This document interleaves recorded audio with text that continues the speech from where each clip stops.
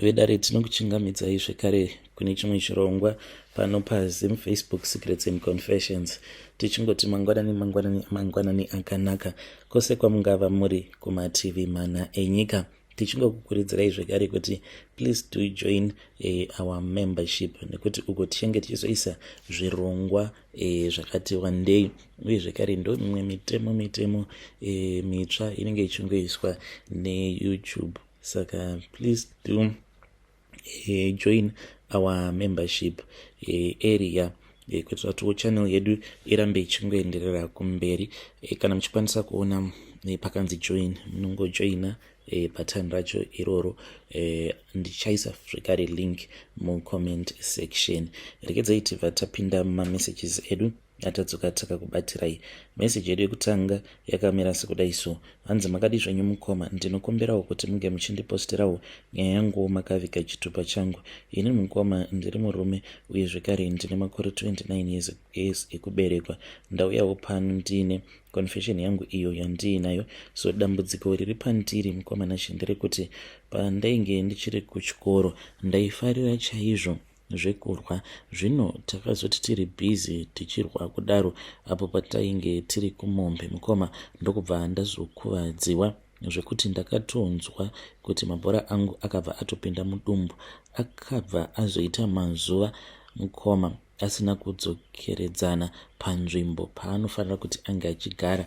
Nekuda kwehudiki handina kana kumbogara ndakafungawo kuti zvinhu izvozvo zvaikwanisa kuzondiaffecta later on in life. Saka ndakazoti ndaita girlfriend yangu yekutanga.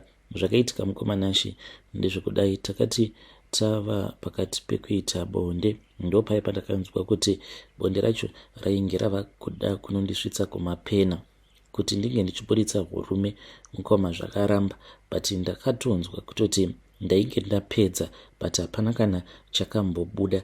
Nanhasi uno ndozvinoitika kwandiri. Handitombozivi kuti hurume hunofanira kuti hunge huchiburitswa nemurume hwakaita sei. Otherwise ndizviya zvekungoonawo pamavideos, but inini physically handisati ndakamboburitsa hurume kusvika pari nhasi mukoma. Saka ndinoti kana ndikatodanana nemunhu, munhu uya anopedzisira ava kutobvunzawo kuti naiwe kuchii chiri kumboitika pauri.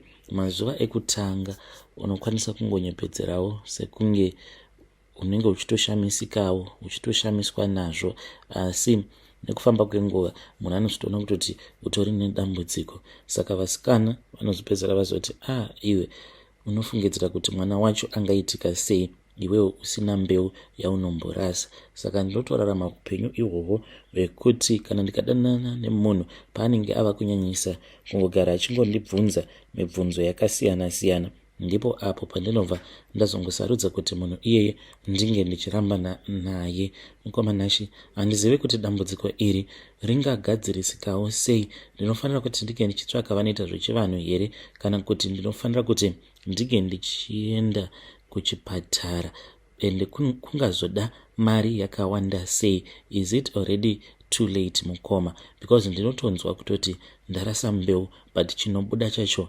hapana. Kuti ndakakanganisika here tsinga dzacho dzinofambisa hurume? I am really stressed mukoma. Kutaura kudai so, ndine imwe friend yangu uyo ane mukadzi wake akabva mukubetserwa a few days ago. Saka now ndiri kucalculate kuti pamafriends angu ndini ndasara ndisina mwana, uye zvekare ndinoti kana ndakatarisa avo vanenge vaine vana vavo ndinobva ndatanga kunzwa ndichizvivenga.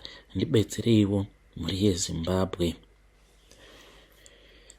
Vedare ndo message iyo yandakatumidzirwa ichibva kuna ichibva kune mwanakomana uyo. Let us try to assist him in the comment section. Hanzi zvinhu izvi kana kuri kunzi ndikaenda kuchipatara zvingagadzirisika here problem iyo yavari kusangana nayo? Ngativabatsireiwo mucomment section. Regedzai tibva taenda panyaya yedu inotevera. Nyaya yedu inotevera yakamira sekudai so: hanzi makadi zvenyu mukoma, ndinokumbirawo kuti munge muchindipostirawo nyaya yangu makaviga chitupa changu.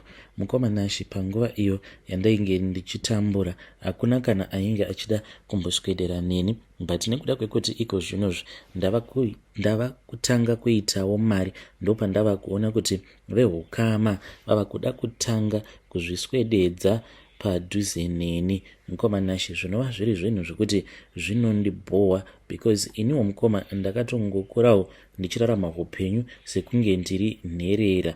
Apa mukoma Nashi, hakusi kunzi ndainge ndisina vabereki ndainge ndiinavo, but kubva zvainge zvakanetsana baba vangu namai vangu vakati varambana kudaro mukoma, izvi zvakakonzeresa kuti ndige ndichizorarama muhunhapwa, because ndaiti nhasi ndagara navatete, mangwana naamai nini, but nekushungurudzwa kwose kwandainge ndichiitwa ndaigumisidzira mukoma Nashi ndazongotiza, nekuti ndainge ndichirarama muuranda.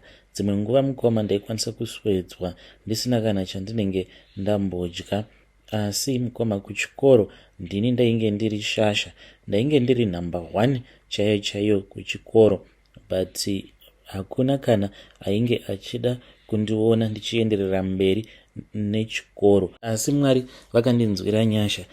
Pachikoro pandainge ndichidzidza, pandainge ndava O-level, painge paina vamwe avo vainge vachiziva kuti ndainge ndiri munhu aigona chikoro chaizvo, saka vakabva vazoya ndokubva vazotaura nevamwe gogo vangu vandainge ndichigara navo mazuva acho iwawo. Gogo ivo havana kana kumbondiudza kuti painge paina vamwe vangu avo vainge vauya vachiti ivo vainge vachida kuti vange vachizogara neni ndichiita mabasa epamba, ndichifudza mombe pamaholidays nepamaweekends, then ivo vainge vachazondibhadharira school fees. Saka gogo vakangoudza vaya kuti muchazodzoka mushure mekunge ndataura naye mukomana. So mukoma Nashi, ivo havana kana kumbogara vakandiudza.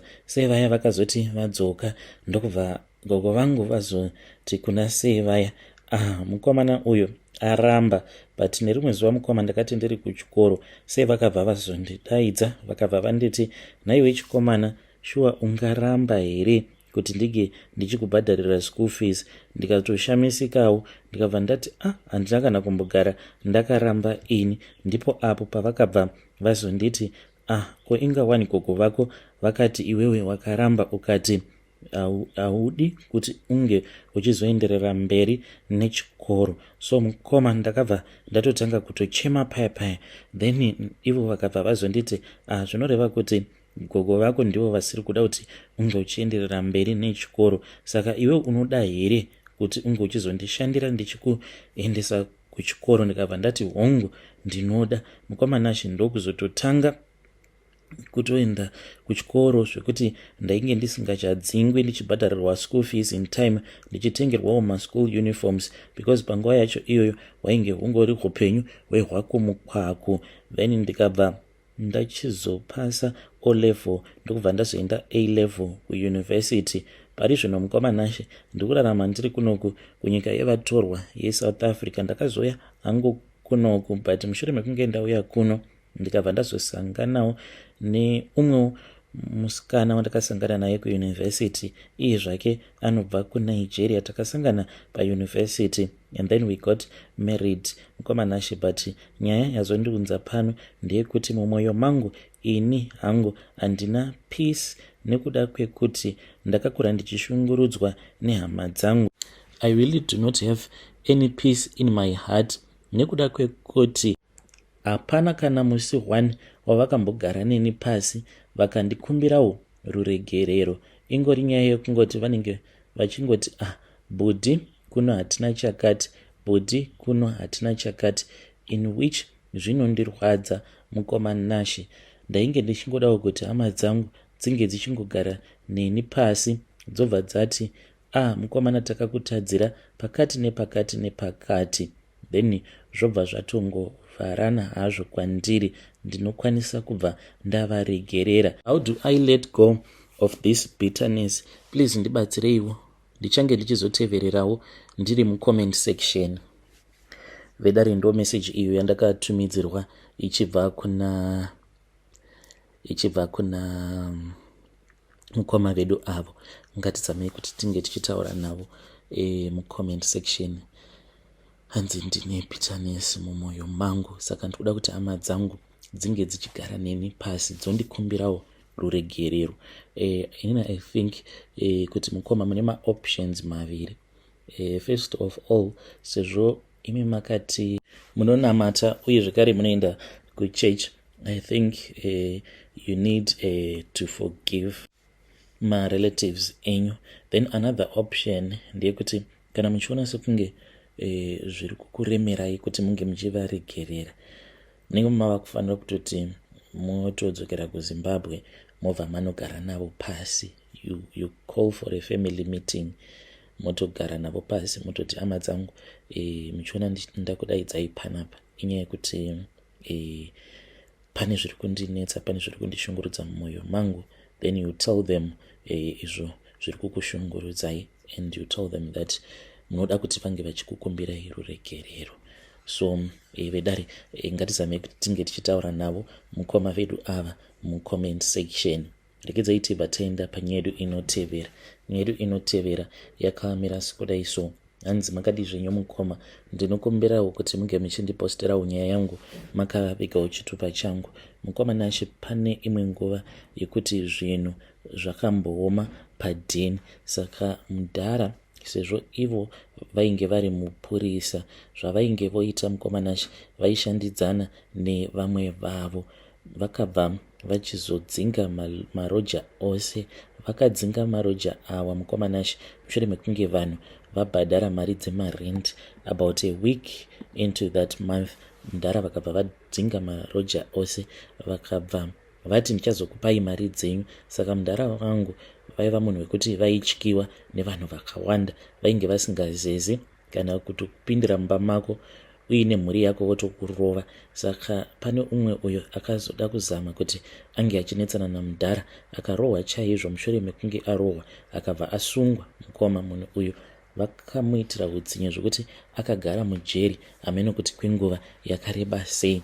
After that vainge vava kuti kana pamba pakasvika munhu achiti ari kutsvakawo pekugara, munhu uya vaimubhadharisa renti uye zvekare vaimubhadharisa deposit vachiti vanoida yose same day. Then munhu uya aizoti kana atanga kugara pamba pedu, mudhara manje zvavaizoita ndezvekuti vaingotanga kungogara vachingopopotera muroja uya kana kuti kana aine vana vake zvine zvichongonzi vana vako vari kuita musikanzwa mukoma. A few weeks into that month, mudhara vaitotsvakira munhu iye chikonzero chekuti vange vachizomudzinga basa mukoma Nashe. Ende mudhara wangu vakazviita zvinhu izvi vaiti kana vakamangarirwa nekuda kwekuti vainge vari mupurisa. Ndiyowo family secret yangu iyo yandiinayo mukoma Nashe. Ndinokumbirawo kuti kana mukapostawo nyaya yangu ndiziveseiwo, ndichange ndichizoteverawo ndiri mucomment section. Vedare ndo message iyo yandakatumidzirwa ichibva kuna mukoma vedu avo mucomment section. Uku ndo kunonzi kudya zvevapfupi nekureba. Zvakangooma hazvo vedu we. Rekedzai tibva taenda panyaya yedu inotevera. Nyaya yedu inotevera yakamira sekudai. Hanzi makadi zvenyu mukoma, ndinokumbirawo kuti munge muchindiposterawo nyaya yangu makaviga chitupa changu. Ndakazosvika pakuona kuti munhu uyu munhu haufi wakamuchinja mukoma. Ndini uyo ndakatanga kudanana nemurume wandiri kugara naye pari zvino. So takati tatanga kudanana kudaro mukoma, I noticed kuti munhu wewe kuti haafariri zvekugeza. Okay, kugeza munhu anokwanisa kungogezawo ungotiwo maroloni nemaperfume, but when I mean kugeza mukoma Nashe, I mean like kutogezawo zvekuti wo unokwesha mazino unoita sei mukoma Nashe. What I then discovered about him is that munhu wewe kuti anongogara achingonhuwa muromo at all the times. Saka ndakabva ndamuti nhaiwe, ko unodiwo kukwesha mazino? Ende kunyange ipapo patainge tichiri kugara takati umwe ainge achigara kwake umwe achigara kwake mukoma Nashe.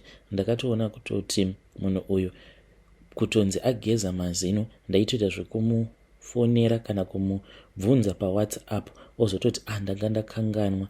Fast forward mukoma, takazotanga kugara tose. Patakatanga kugara tose mukoma Nash, ndo pandakabva ndazoona kuti munhu uyu iye atori nezikarekta iroro rakadhakwa. So mukoma Nash, munhu uyu kana ndikasamumanikidza kuti gezai mazino, anokwanisa kutoita kana mazuva zviya zvekuti muromo make munenge mava kunhuhwa kuita kuti kutu. Saka handizivewo kuti ndingamuudzawo sei kuti it is bad kuti munhu unomuka makuseni woenda unogeza.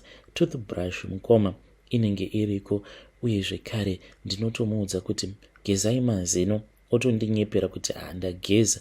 Izvo ndeichitoziva kutoti munhu anenge asina kana kumbogeza.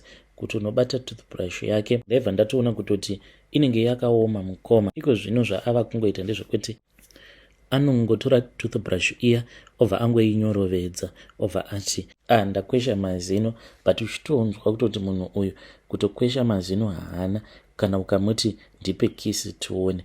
So handizivi kuti chiri hard ndechipi, kunyepedzera sekunge wakwesha mazino kuzopinda bhizi nekuzvisuka mumukanwa mako necolgate, uye zvekare nekuzonyorovedza toothbrush rather than kuti unge uchingozvikwesha mazino. Kuti baba ivavava havana kuromba here mukoma? Ndinokumbirawo kuti munge muchindibetserawo, but mari zvake munhu wekutotiwo haatomborinawo mari zvokuti dzimwe nguva mudheni tinotomboita brok zvokuti tinosara tisina kana sendi. Mukaposta nyaya yangu mukoma ndiziviseiwo, ndichange ndichizotevererawo ndiri mucomment section. Vedare ndo message iyo yandakatumidzirwa ichibva kuna vahanzvadzi vedu. Ngatizame kuti tinge tichitaura navo mucomment section. Pakaipa. Saka mukoma ava vanosarudza kuti zviri nani kuti vange vachisuka mukanwa mavo necolgate rather than kuti vange vachingokwesha mazino. Strange things indeed they do happen in this world.